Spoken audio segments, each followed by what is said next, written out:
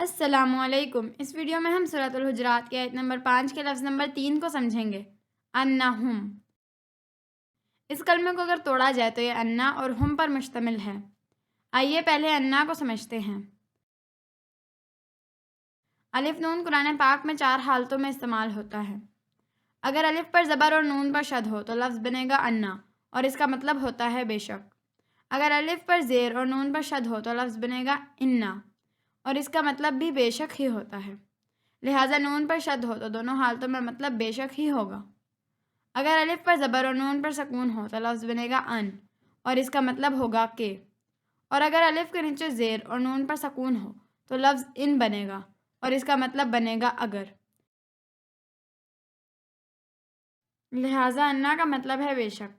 انا اصل لفظ ہے اور اسے کالے رنگ سے ظاہر کیا گیا ہے۔ ہم، اس کا مطلب ہے وہ سب مذکر۔ ہم علامت ہے اور اسے سرخ رنگ سے ظاہر کیا گیا ہے۔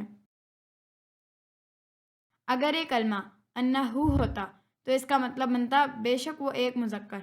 انہا ہوتا تو بے شک وہ ایک مؤنث۔ انہما ہوتا تو اس کا مطلب بے شک وہ دونوں ہوتا۔ انہم، بے شک وہ سب مذکر، اور انہن کا مطلب بے شک وہ سب مؤنث بنتا۔ لہٰذا ہم انہم کا مطلب بے شک وہ سب مذکر کریں گے۔